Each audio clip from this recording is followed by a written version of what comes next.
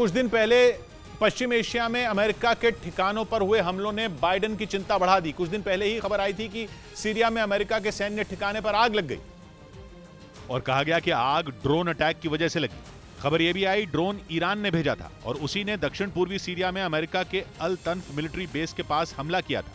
जिसके बाद खबर आई कि ओमान की खाड़ी में भी अमेरिका की एक शिप पर हमला हुआ है और अमेरिका का अंदाजा है कि दोनों हमले ईरान ने किए और अपने आत्मघाती ड्रोन शाहिद 136 से किए। ये दावा अमेरिका की सेंटकॉम एजेंसी ने किया और ईरान के ड्रोन शाहिद 136 से जुड़ा लंबा चौड़ा बयान जारी किया, जिसमें एजेंसी ने दावा किया कि ईरान ने अपने ड्रोन से अमेरिका के एक ऐसे जहाज को नुकसान पहुंचाया जिससे तेल जा रहा था,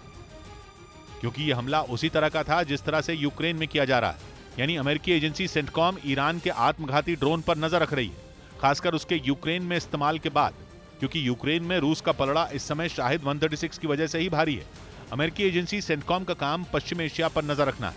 जिसमें कई नेता और अधिकारी शामिल हैं जो पश्चिम एशिया में अमेरिका के दुश्मनों की हर हरकत पर खास ध्यान रखते हैं। और इस एजेंसी का कहना है कि ईरान लगातार वहां पर अमेरिका को नुकसान पहुंचाने की कोशिश कर रहा है। वैसे कुछ हफ्ते पहले ईरान ने खुद कहा था कि वो पश्चिम एशिया में अमेरिका और इजरायल के ठिकानों को निशाना बनाएगा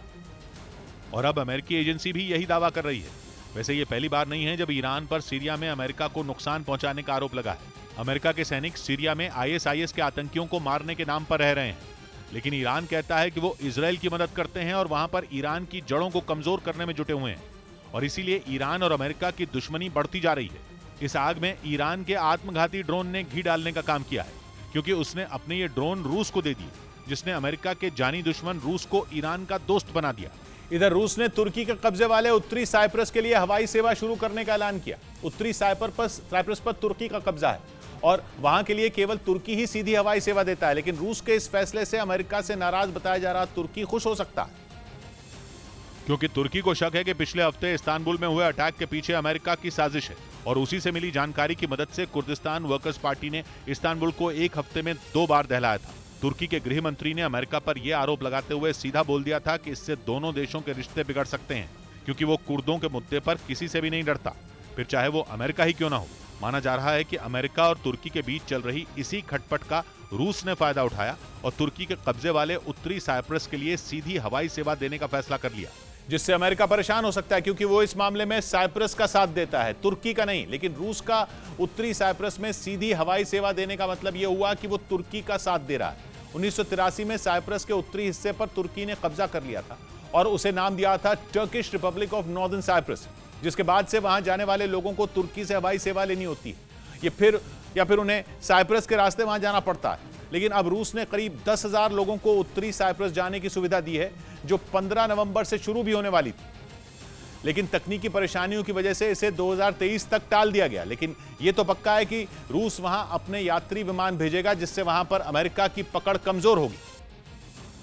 क्योंकि इस बात से तुर्की खुश होगा, क्योंकि अमेरिका साइप्रस सरकार के साथ है और उत्तरी साइप्रस को दोबारा साइप्रस में शामिल करने में उसकी मदद कर रहा है। वो साइप्रस के साथ मिलकर ज्वाइंट मिलिट्री ड्रिल भी करता है और ये बात तुर्की को फूटी आंख नहीं सुहाती, क्योंकि अमेरिका उसके 2 दुश्मनों साइप्रस और ग्रीस का साथ देता है और पुतिन इसी बात का फायदा उठाने के मूड में है, क्योंकि रूस चाहता है कि भूमध्य सागर के पूर्वी हिस्से में उसकी ताकत बढ़े। रूस का सीरिया की सरकार का साथ देना भी उसकी इसी रणनीति का हिस्सा माना जाता है, क्योंकि समंदर के इस हिस्से में नेटो देशों खासकर अमेरिका का दबदबा है, जिसे रूस कम करना चाहता है। हालांकि रूस की यह रणनीति ग्रीस में काम नहीं आई, लेकिन पुतिन ने तुर्की से नजदीकी बढ़ाकर उसकी भरपाई कर दी और उत्तरी साइप्रस को सीधी हवाई सेवा देने का ऐलान करके उन्होंने यह भी साबित कर दिया कि वो Turkish Republic of Northern Cyprus को मान्यता देने के मूड में है, क्योंकि अब तक केवल तुर्की ही उसके अस्तित्व को मानता है और उत्तरी साइप्रस को साइप्रस से अलग बताता है, लेकिन बाकी देश उसे अब भी साइप्रस का ही हिस्सा मानते हैं। लेकिन इस बार पुतिन ने तुर्की को खुश करने के लिए ऐसी चाल चली है कि अमेरिका देखता रह जाएगा, क्योंकि जब से उत्तरी साइप्रस पर तुर्की का कब्जा हुआ है उस पर कई तरह के बैन लग गए, जिसका सबसे ज्यादा असर वहां के पर्यटन पर पड़ा। लेकिन रूस के 10,000 पर्यटकों के वहां जाने से उत्तरी साइप्रस की खस्ताहाल पर्यटन सेवा फिर से खड़ी हो सकती है, जिससे वहां के लोग तो खुश होंगे ही, तुर्की और रूस की दोस्ती और गहरी हो जाएगी। उधर रूस की फौज ने दावा किया कि उसने जापोरिजिया में अपने घातक हथियारों से यूक्रेन की सेना पर रॉकेटों की ताबड़तोड़ बारिश की, जिसका एक वीडियो भी रूसी रक्षा मंत्रालय की तरफ से जारी किया गया, जिसमें रूस के जवान रॉकेट से हमले की तैयारी करते हुए नजर आए। वो हथियारों से लैस 3 टैंक एक खुले मैदान की तरफ ले गए, फिर वहीं से पुतिन के जवानों ने यूक्रेन की सेना पर रॉकेट बरसाने शुरू कर दिए। रूस ने दावा किया कि उसने मल्टीपल रॉकेट लॉन्चर से यूक्रेन की सेना पर ताबड़तोड़ रॉकेट दागे। बताया गया कि पुतिन की सेना ने जापोरिजिया में यूक्रेन के कई ठिकानों को इसी तरह तबाह कर जेलेंस्की की फौज को भारी नुकसान पहुंचाया।